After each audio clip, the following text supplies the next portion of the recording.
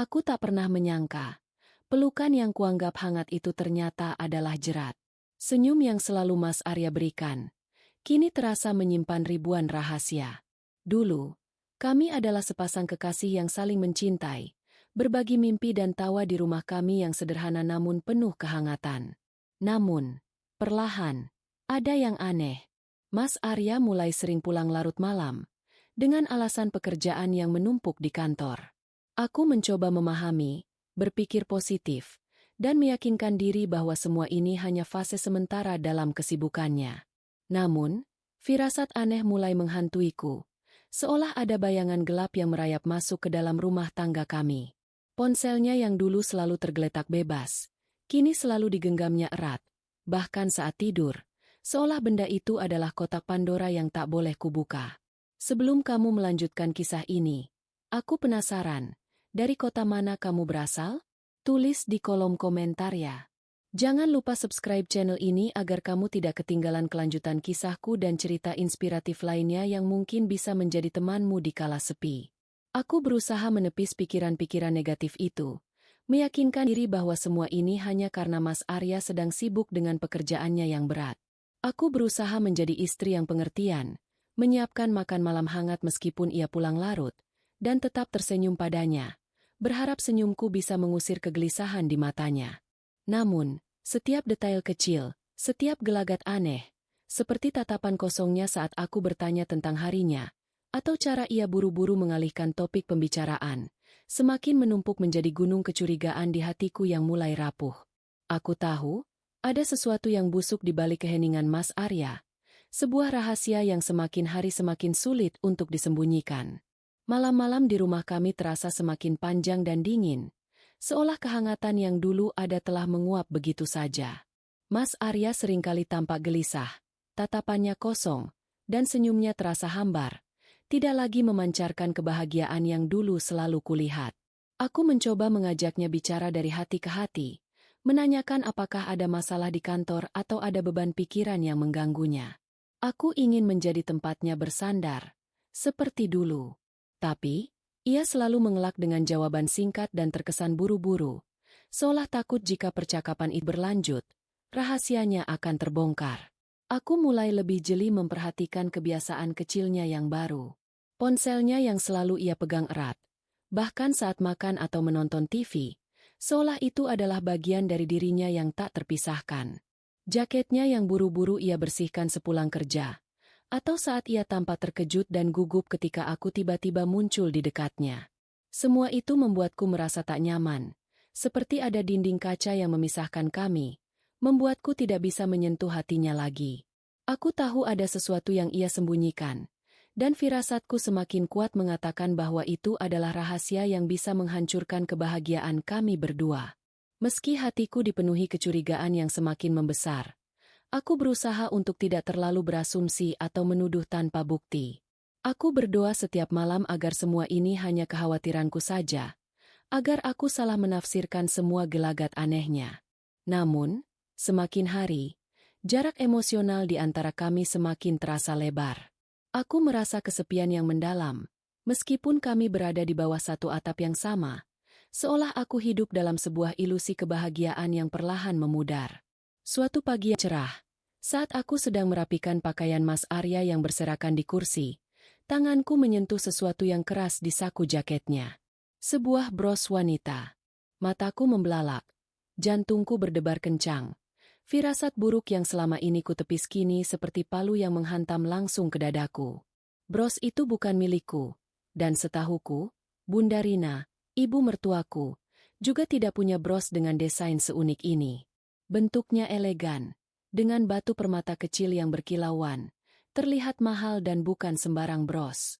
Aku mengambilnya, memandangnya lama, mencoba mencari tahu siapa pemiliknya. Mengapa bros wanita ini ada di jaket suamiku? Apakah ini hanya kebetulan? Atau ini adalah petunjuk dari apa yang selama ini kucurigai? Ribuan pertanyaan berputar di kepalaku, dan aku tahu, ini adalah petunjuk pertama dari sebuah kebenaran pahit yang akan segera terungkap, sebuah kebenaran yang mungkin akan mengubah seluruh hidupku. Tanganku gemetar memegang benda kecil itu, seolah memegang bom waktu yang siap meledak. Aku segera menyembunyikan bros itu di tempat yang aman. Tak ingin Mas Arya tahu bahwa aku telah menemukannya. Aku membutuhkan waktu untuk berpikir, untuk mencerna apa artinya ini, dan untuk merencanakan langkah selanjutnya. Setiap detik rasanya berlalu sangat lambat, dan kecemasan itu mulai menggerogoti jiwaku, membuatku sulit bernapas. Aku tahu, hidupku tidak akan pernah sama lagi setelah penemuan ini, dan aku harus siap menghadapi apapun yang akan datang. Kecurigaanku semakin menjadi-jadi setelah penemuan bros misterius itu. Aku tahu aku tidak bisa lagi menutup mata dan berpura-pura tidak terjadi apa-apa. Aku butuh bukti yang lebih kuat, yang tak bisa disangkal. Suatu sore, saat Mas Arya pergi mandi dan ponselnya ia tinggalkan di meja ruang tamu, aku memberanikan diri. Aku tahu ini salah, melewati batas privasi, tapi naluri seorang istri menuntut kebenaran yang selama ini disembunyikan. Aku melihat dompetnya yang tergeletak di samping ponsel. Dengan tangan gemetar, aku membuka dompet itu.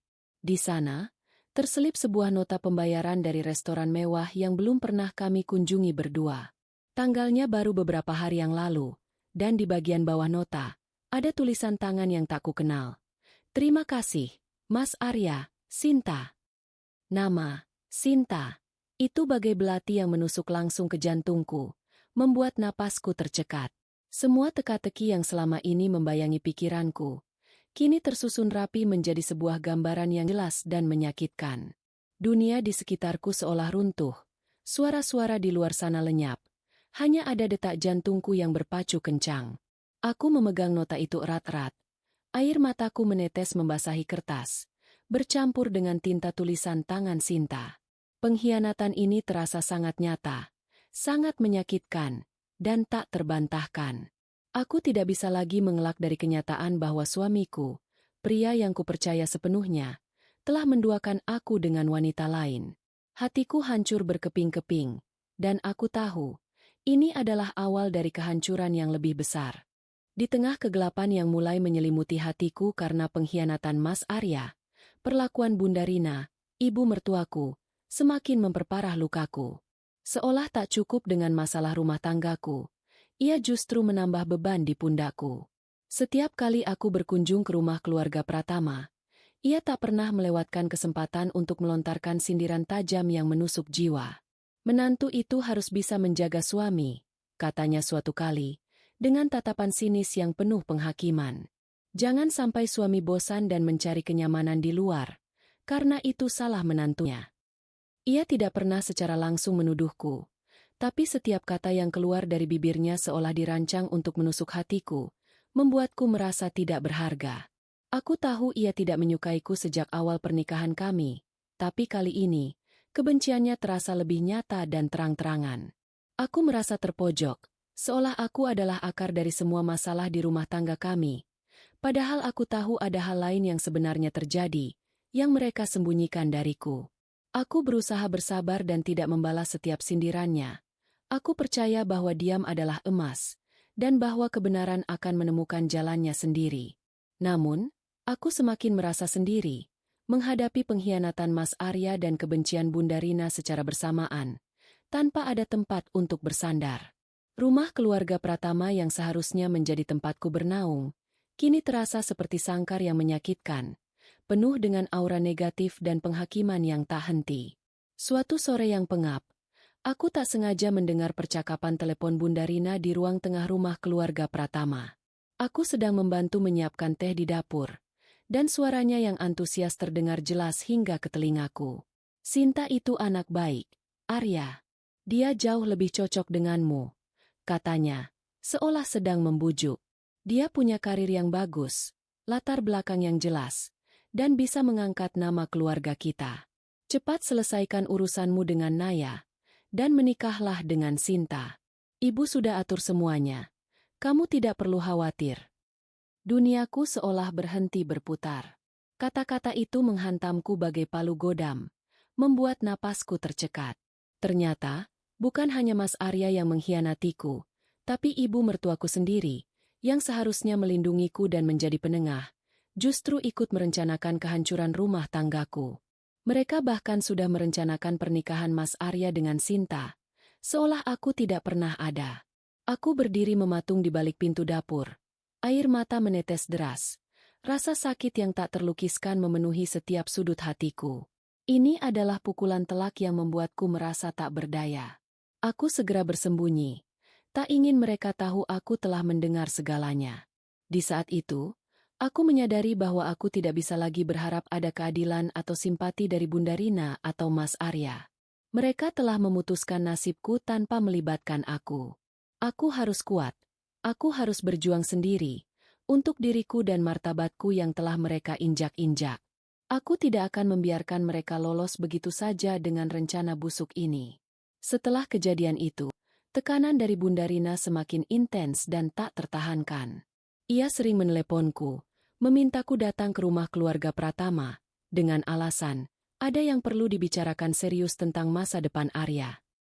Setiap kali aku datang, ia akan memaksaku untuk mengerti situasi Mas Arya, seolah aku adalah pihak yang harus berkorban. Arya butuh seseorang yang bisa menemaninya di dunia bisnis, yang bisa sejajar dengannya dalam pergaulan sosial. Katanya dengan nada merendahkan, seolah aku tidak pantas berada di samping putranya. Dia butuh dukungan yang lebih dari sekadar istri rumahan. Aku tahu ia sedang membicarakan Sinta, membandingkan aku dengan wanita itu. Ia bahkan secara tidak langsung menyarankanku untuk melepaskan Mas Arya, demi kebahagiaan putranya dan nama baik keluarga mereka. Ia ingin aku menyerah, mundur, dan menerima takdir yang mereka ciptakan untukku. Aku merasa terpojok, seolah aku diminta untuk menyerah pada kehendak mereka, mengikhlaskan suamiku kepada wanita lain tanpa perlawanan. Namun, hatiku menolak dengan keras. Aku tidak akan melepaskan pernikahanku begitu saja tanpa perlawanan.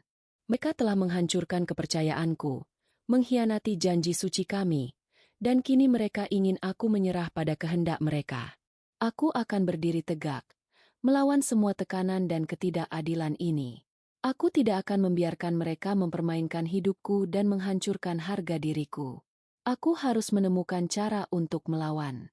Aku tahu, aku tidak bisa lagi menjadi Naya yang dulu, yang diam dan penurut, yang hanya bisa menangis dalam diam. Aku harus berubah. Aku harus kuat, demi diriku dan demi keadilan yang harus kudapatkan. Aku mulai mengumpulkan semua bukti yang aku miliki dengan sangat hati-hati dan diam-diam, tanpa Mas Arya atau Bunda Rina menyadarinya.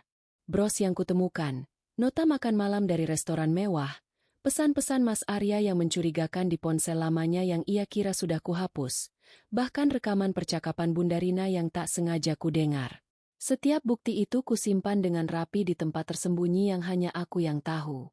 Aku tahu bahwa suatu hari nanti, semua ini akan menjadi senjataku untuk melawan ketidakadilan yang mereka lakukan padaku. Rasa sakit masih ada, menggerogoti setiap sudut hatiku, tapi kini ia bercampur dengan tekad yang membara, sebuah api yang memberiku kekuatan untuk terus melangkah. Aku tidak akan membiarkan mereka lolos begitu saja setelah semua yang mereka lakukan padaku. Aku mulai membaca buku-buku tentang hukum pernikahan dan perceraian, mencari informasi tentang hak-hak seorang istri yang dikhianati. Aku bahkan mencari tahu tentang pengacara yang bisa membantuku. Aku mempersiapkan diri secara mental dan hukum, membayangkan skenario terburuk, agar aku tidak goyah saat menghadapi mereka. Aku tidak akan datang sebagai korban, tapi sebagai penuntut kebenaran dan keadilan yang berhak kudapatkan. Dengan tekad yang kuat dan hati yang perih, aku mulai menyelidiki Sinta lebih jauh. Aku tahu, di era digital ini, jejak seseorang sulit dihilangkan. Aku menemukan akun media sosialnya, dan di sana, ada banyak petunjuk yang mengkonfirmasi kecurigaanku. Ada foto-foto Sinta di tempat yang sama dengan Mas Arya, meskipun mereka tidak pernah berfoto berdua di postingan utama. Namun, dari tag lokasi, waktu, dan detail latar belakang, aku bisa menyimpulkan bahwa mereka ada di sana bersama, seringkali di waktu yang sama dengan alasan, lembur, Mas Arya. Ada juga komentar-komentar dari teman-teman Sinta yang mengisyaratkan hubungan spesialnya dengan Mas Arya, dengan emoji hati, ucapan, pasangan serasi, atau pertanyaan genit tentang, kapan diresmikan. Setiap jejak digital itu bagai potongan puzzle yang melengkapi gambaran pengkhianatan yang utuh dan tak terbantahkan. Hatiku kecilku semakin sakit setiap kali melihat bukti baru, tapi di sisi lain, tekadku untuk mengungkap kebenaran semakin menguat. Aku tidak bisa lagi membiarkan diriku dibodohi.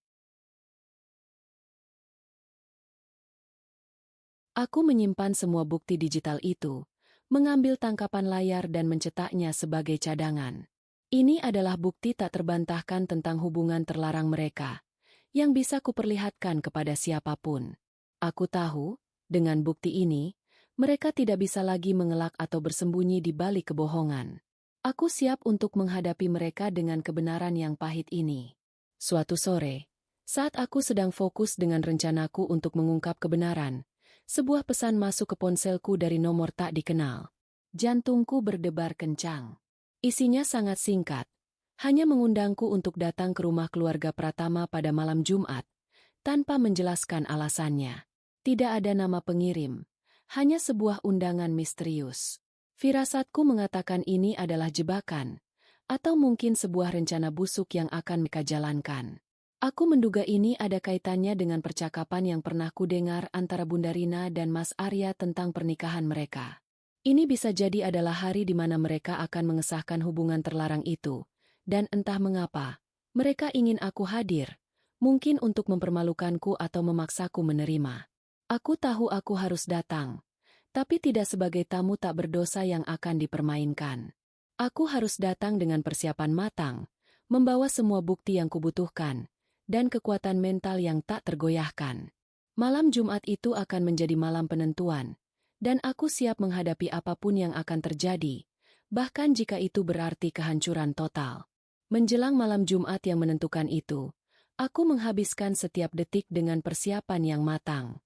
Aku menghubungi seorang teman lama, Gita, yang berprofesi sebagai pengacara. Aku menceritakan semua yang terjadi secara detail, dari awal kecurigaanku hingga bukti-bukti yang kutemukan, dan menunjukkan semua dokumen serta jejak digital yang sudah kukumpulkan. Gita terkejut sekaligus marah mendengar ceritaku, tapi ia segera memberiku nasihat dan meyakinkanku bahwa aku memiliki dasar yang sangat kuat untuk membela diri dan menuntut keadilan.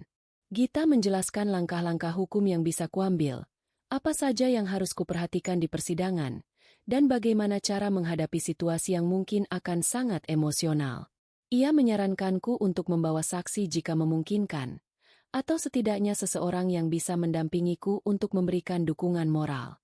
Aku memutuskan untuk pergi sendiri, namun dengan ponsel yang merekam suara untuk berjaga-jaga, sebagai bukti jika ada hal yang tidak diinginkan terjadi. Aku mempersiapkan mental, membayangkan skenario terburuk, agar aku tidak goyah saat menghadapi mereka. Aku tidak akan datang sebagai korban yang lemah, tapi sebagai penuntut kebenaran yang kuat. Aku berlatih mengucapkan kata-kata yang akan kuucapkan, memastikan suaraku tidak bergetar dan tatapanku tetap tajam. Aku tidak ingin ada keraguan dalam diriku atau membiarkan mereka melihat kelemahanku. Malam itu, aku akan mengakhiri semua sandiwara ini, dan aku siap untuk menghadapi konsekuensi apapun yang akan datang. Malam Jumat tiba. Dengan jantung berdebar kencang, namun dengan tekad yang membara, aku melangkahkan kakiku menuju rumah keluarga Pratama. Dari kejauhan, aku sudah melihat keramaian yang tidak biasa. Ada tenda putih besar yang terpasang di halaman, dihiasi lampu-lampu kelap-kelip dan bunga-bunga segar yang indah. Banyak mobil mewah terparkir rapi di pinggir jalan, dan suasana terasa sangat meriah seperti sebuah pesta pernikahan besar. Firasat burukku semakin kuat, mengkonfirmasi dugaanku. Aku masuk dengan langkah ragu, menyelinap di antara para tamu yang terlihat berbahagia dan saling bercengkrama. Mereka semua tampak akrab, seolah ini adalah acara keluarga besar yang sudah lama direncanakan.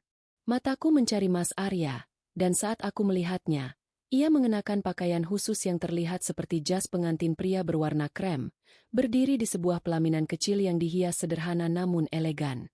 Hatiku mencelos. Rasanya duniaku runtuh seketika.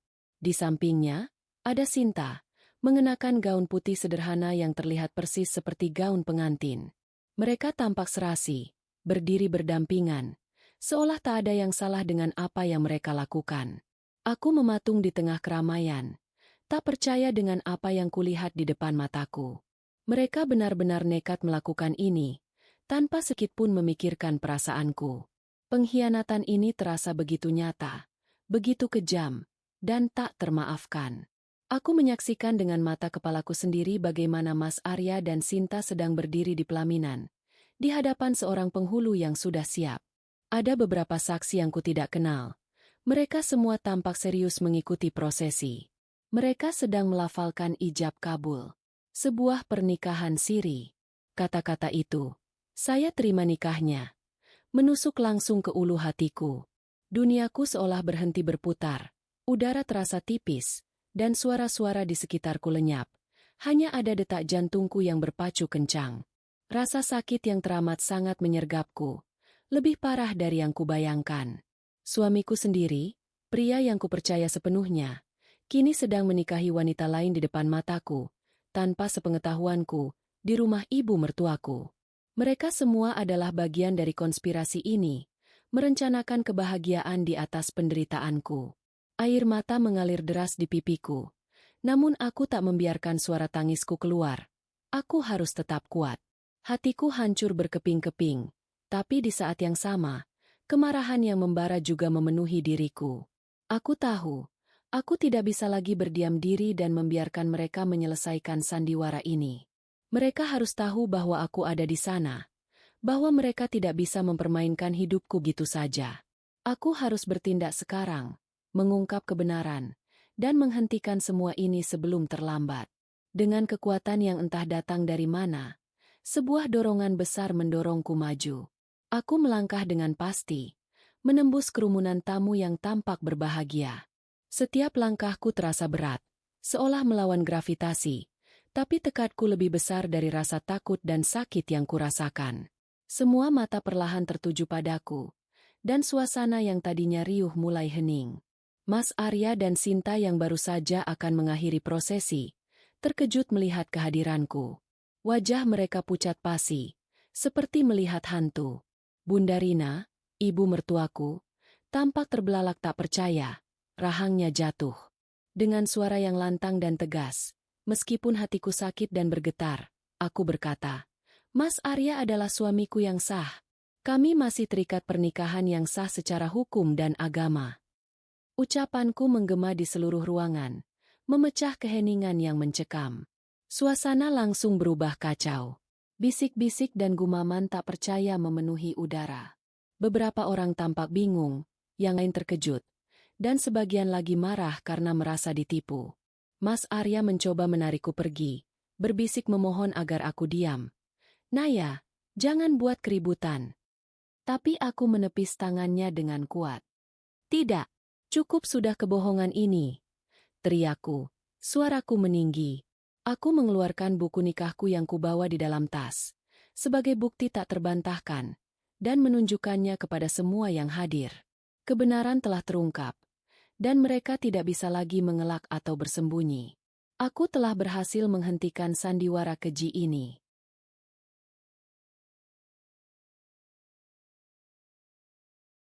Pengakuanku tentang pernikahan sahku menciptakan kekacauan besar yang tak terhindarkan. Tamu-tamu mulai saling bertanya-tanya. Suasana menjadi riuh rendah dengan suara-suara terkejut dan marah. Mas Arya panik dan mencoba menenangkanku, menarik tanganku dan berbisik memohon agar aku tidak melanjutkan. Sementara itu, Bunda Rina berteriak marah padaku, menuduhku mempermalukan mereka di depan umum. Sinta, yang terlihat sangat terkejut dan ketakutan, hanya bisa menundukkan kepalanya, tidak berani menatapku. Pihak penghulu dan saksi-saksi pernikahan siri itu juga tampak bingung dan akhirnya menghentikan prosesi yang sudah diambang sah. Bunda Rina mencoba mengusirku. Pergi dari sini, Naya, kau mempermalukan kami. Namun, aku berdiri tegak, tak gentar. Aku menunjukkan bukti pernikahanku yang sah kepada semua yang hadir, memperlihatkan buku nikahku dengan jelas. Tidak ada yang bisa membantah keabsahan pernikahanku dengan Mas Arya. Akhirnya, di tengah kericuhan itu, dengan wajah malu dan terpaksa, pernikahan siri antara Mas Arya dan Sinta dinyatakan batal. Rasa lega sekaligus sakit menyeruak di dadaku. Kebenaran memang terungkap, tapi harganya sangat mahal, yaitu kehancuran rumah tanggaku sendiri. Aku meninggalkan rumah keluarga Pratama malam itu dengan perasaan campur aduk. Aku telah memenangkan pertarungan, aku telah mengungkap kebenaran, tapi aku juga kehilangan banyak hal, kepercayaanku pada Mas Arya, dan impian tentang keluarga yang utuh. Aku tahu, ini adalah akhir dari pernikahanku. Namun, aku merasa sedikit lebih ringan. Setidaknya aku tidak lagi hidup dalam kebohongan. Aku telah memilih untuk berdiri teguh pada kebenaran, dan itu memberiku kekuatan yang tak terduga. Setelah malam yang dramatis itu, aku tidak membuang waktu sedetik pun. Dengan bantuan Gita, teman pengacaraku yang sangat mendukung, aku segera mengajukan gugatan cerai secara resmi. Aku tidak ingin lagi terikat dengan Mas Arya. Ikatan pernikahan kami sudah hancur lebur oleh pengkhianatan, kebohongan, dan perlakuan tidak adil dari keluarganya. Aku tahu, ini adalah satu-satunya jalan untuk mendapatkan kebebasan dan memulai hidup baru yang layak bagiku. Mas Arya dan Bunda Rina sempat mencoba menghubungiku berkali-kali, memohon agar aku tidak melanjutkan gugatan. Mas Arya mengungkapkan penyesalan yang mendalam dan meminta kesempatan kedua untuk memperbaiki semuanya. Namun, hatiku sudah terlalu sakit, terlalu hancur untuk mempercayainya lagi. Kepercayaanku sudah hancur berkeping-keping. Dan aku tahu bahwa luka ini tidak akan bisa sembuh hanya dengan permintaan maaf. Aku harus melangkah maju, demi diriku sendiri. Proses hukum dimulai, dan aku siap menghadapi segala konsekuensinya, termasuk perlawanan dari Bunda Rina yang pasti akan mencoba mempersulit. Aku fokus pada setiap detail proses hukum, memastikan semua berjalan lancar, dan mengikuti setiap nasihat dari Gita. Meski lelah secara fisik dan mental, aku tahu bahwa setiap langkah yang kuambil adalah demi kebaikan diriku sendiri dan masa depanku yang baru. Aku ingin mengakhiri babak menyakitkan ini secepatnya dan menutup lembaran lama. Di tengah proses perceraian yang melelahkan dan penuh drama, aku memutuskan untuk mengalihkan semua fokus dan energiku pada sesuatu yang positif dan konstruktif, bisnis digitalku. Dulu, aku punya impian besar di bidang ini. Sebuah passion yang sempat terabaikan karena aku terlalu fokus pada rumah tangga dan memenuhi ekspektasi orang lain. Sekarang, dengan waktu dan pikiran yang lebih lapang, aku mencurahkan semua energiku untuk mengembangkan bisnis ini, menjadikannya pelabuhan baru bagiku. Aku mulai belajar hal-hal baru dengan sangat giat, mengikuti berbagai kursus online tentang pemasaran digital, pengembangan web, dan strategi bisnis. Aku membuat rencana yang matang, merancang ulang portofolioku, dan bekerja keras siang malam.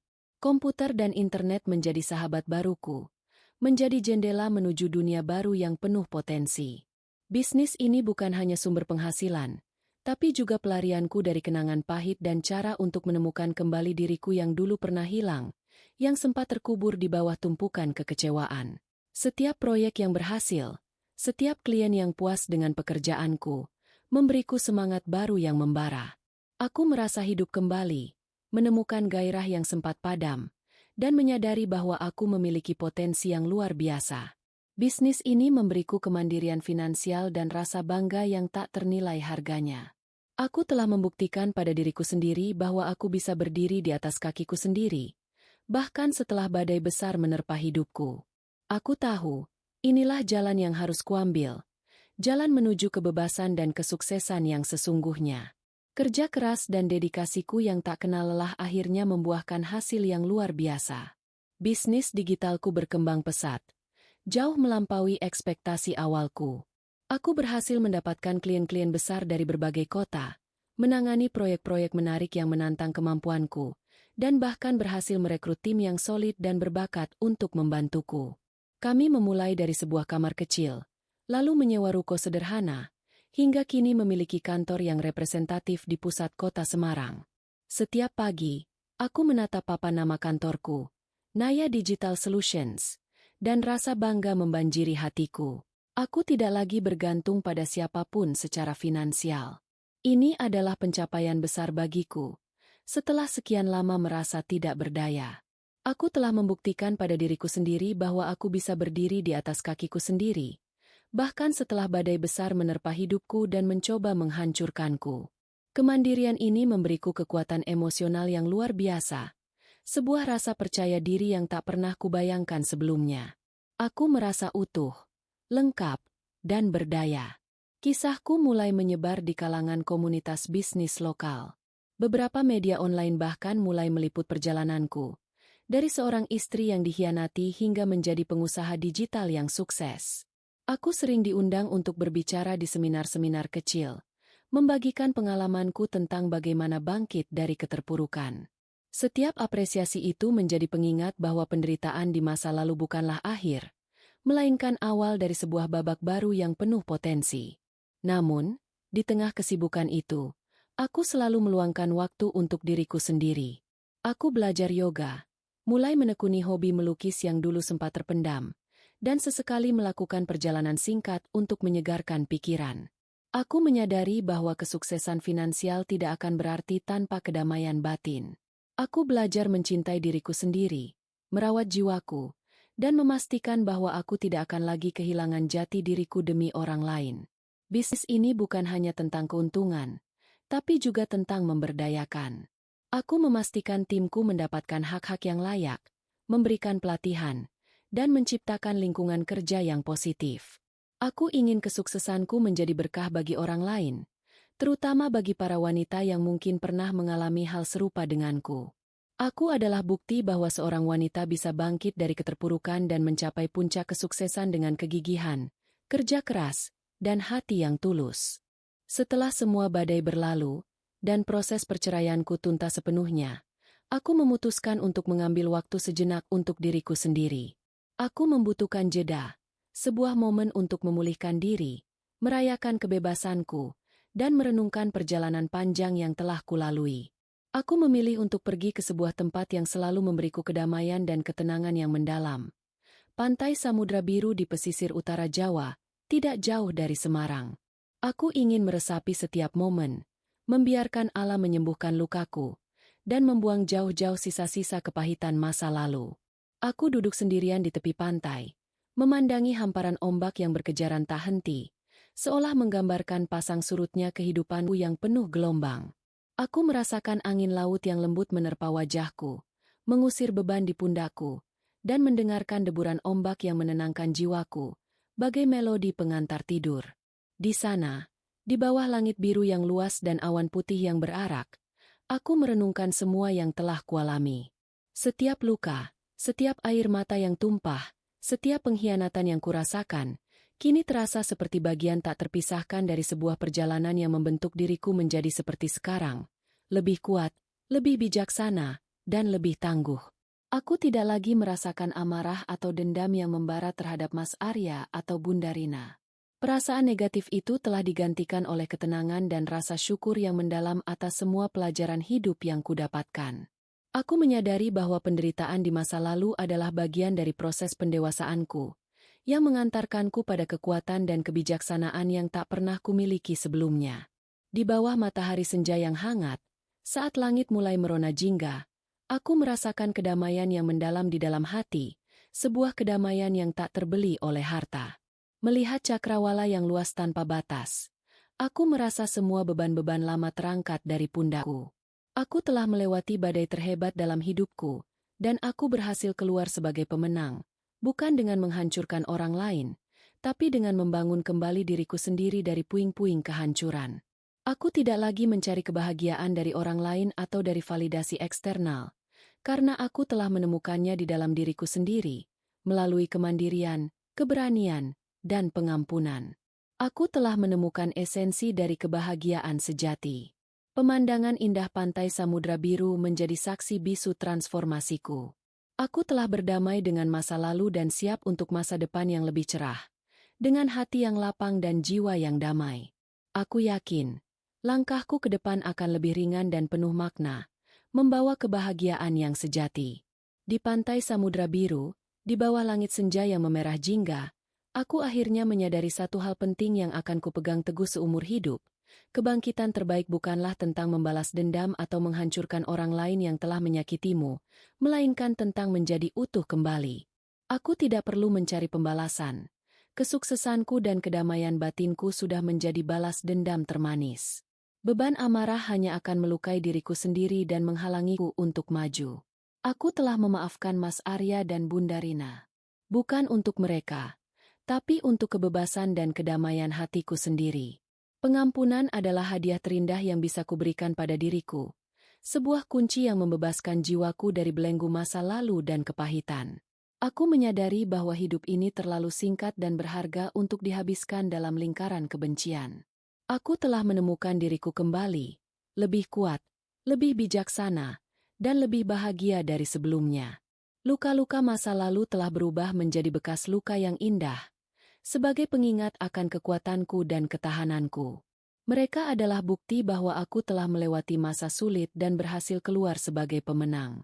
Aku telah membangun kembali kehidupanku dari puing-puing, dengan fondasi yang jauh lebih kokoh, berlandaskan pada kemandirian, integritas, dan cinta pada diri sendiri yang tak tergoyahkan.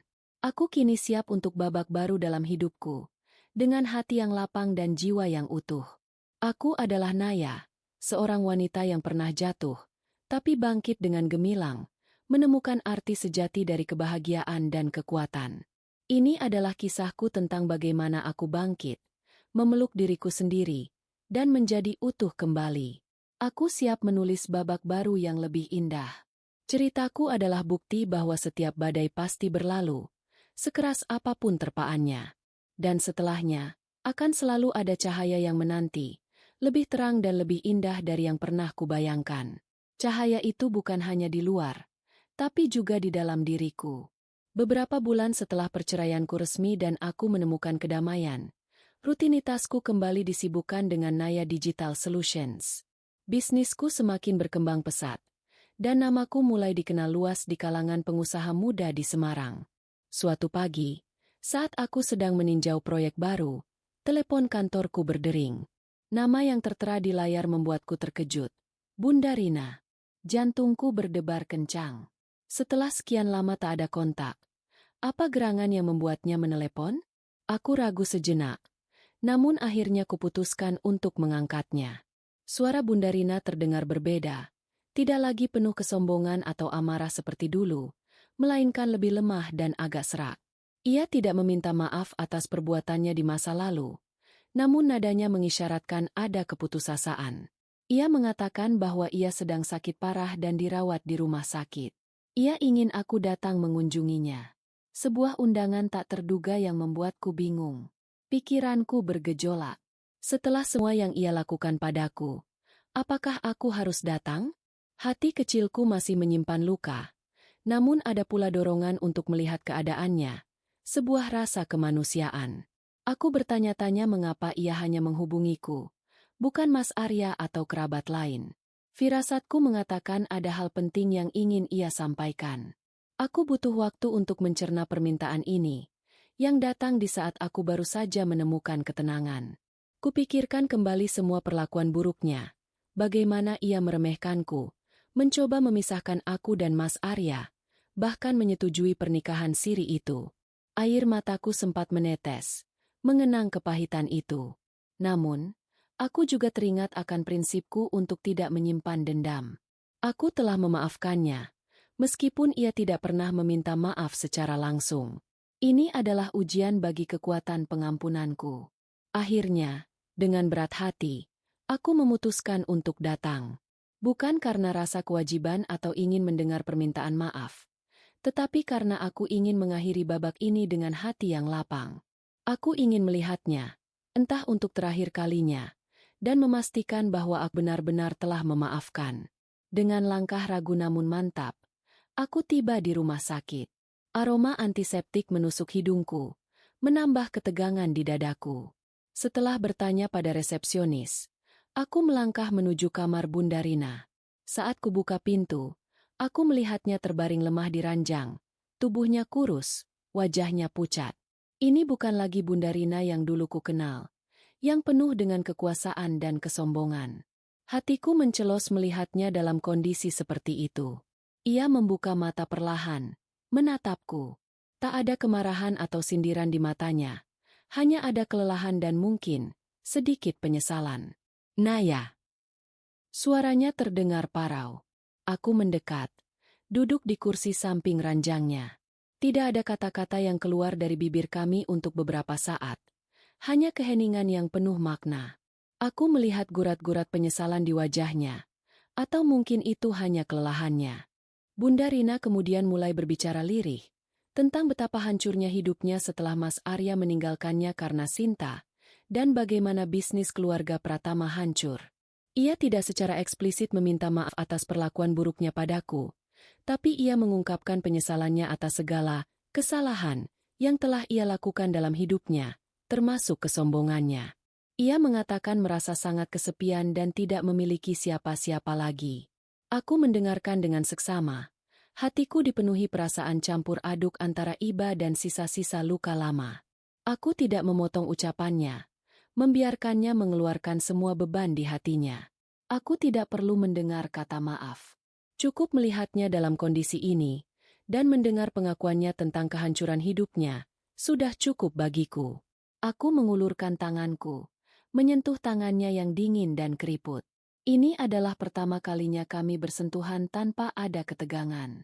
Kunjungan itu singkat, namun meninggalkan kesan mendalam. Aku melihat penyesalan di matanya, meskipun kata maaf tak terucap. Aku menyadari bahwa kesombongan dan kekuasaan yang ia pegang teguh telah menghancurkannya. Aku pergi dari rumah sakit dengan perasaan yang lebih ringan, memaafkannya sepenuhnya, bukan untuknya, tapi untuk diriku sendiri. Beberapa minggu setelah kunjungan ke Bunda Rina, aku menghadiri sebuah acara sosial untuk komunitas pengusaha muda di Semarang.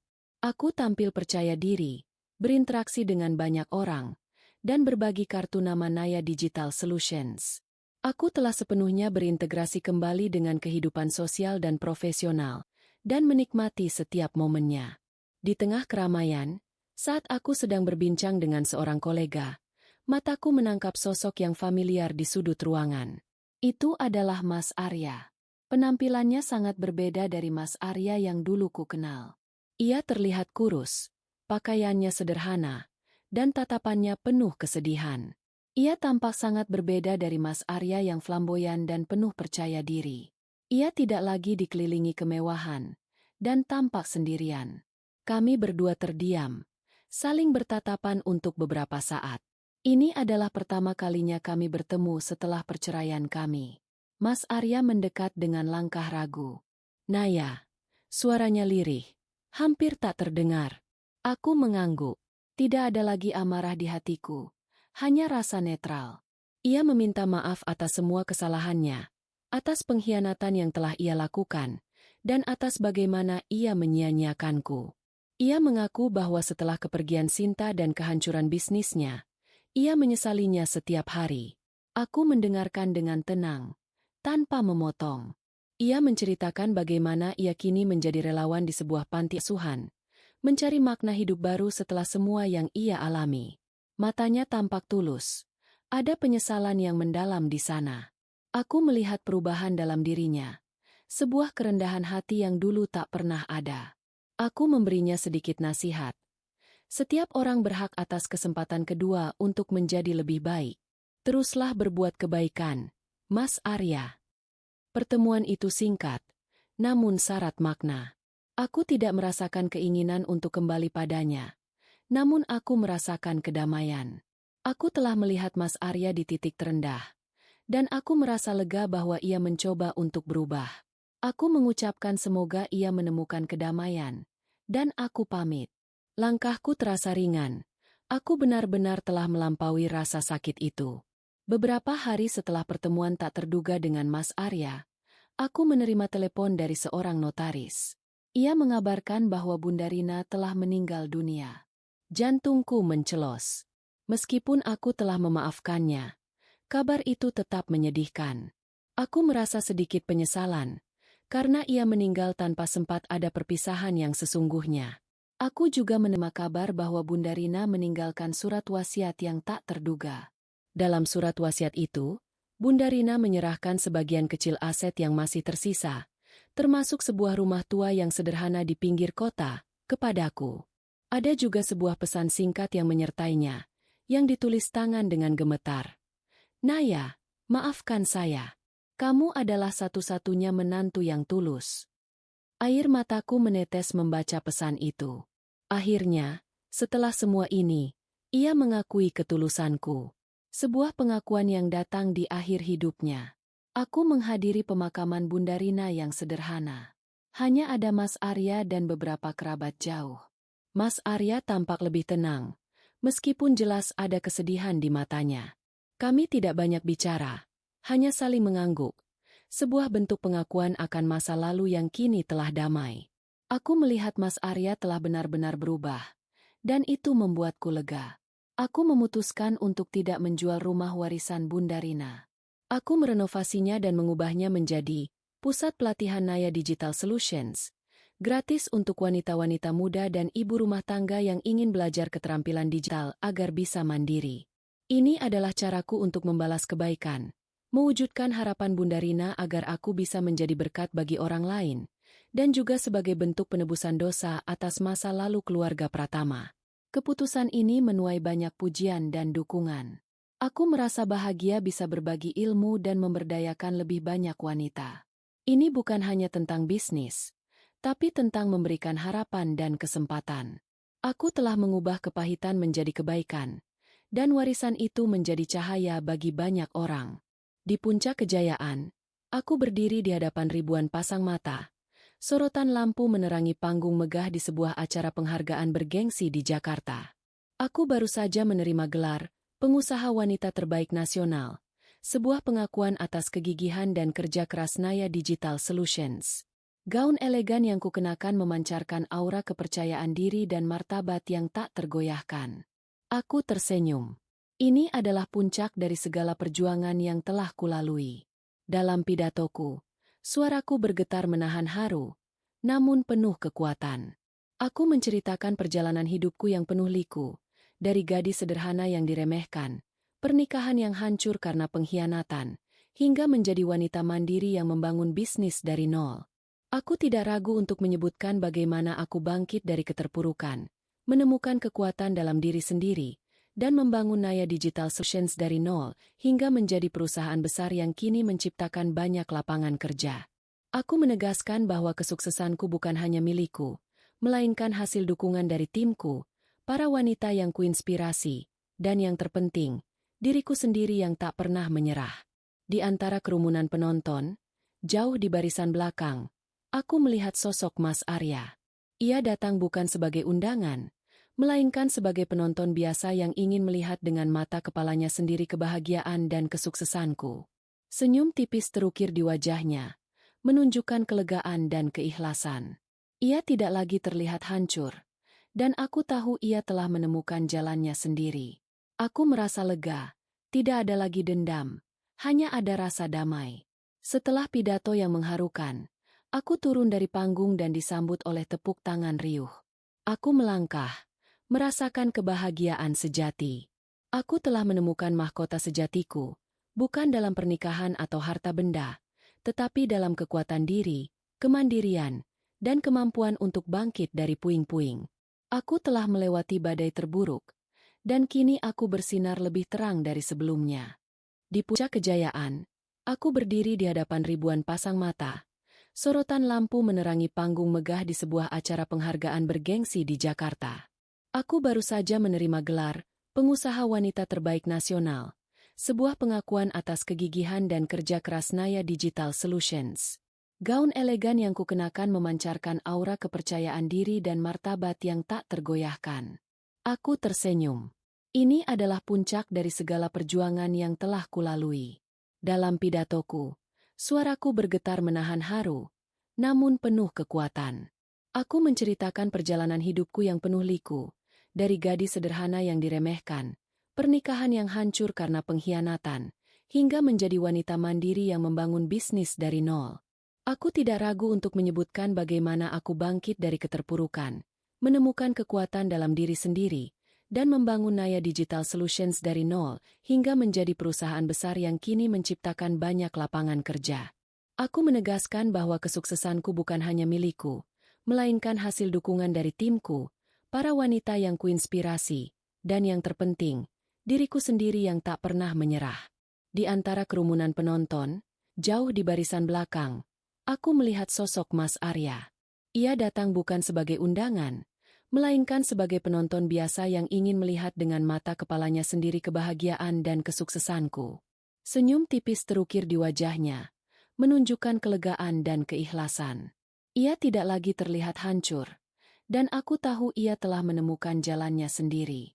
Aku merasa lega, tidak ada lagi dendam, hanya ada rasa damai. Setelah pidato yang mengharukan, aku turun dari panggung dan disambut oleh tepuk tangan riuh. Aku melangkah, merasakan kebahagiaan sejati. Aku telah menemukan mahkota sejatiku, bukan dalam pernikahan atau harta benda, tetapi dalam kekuatan diri, kemandirian, dan kemampuan untuk bangkit dari puing-puing. Aku telah melewati badai terburuk, dan kini aku bersinar lebih terang dari sebelumnya.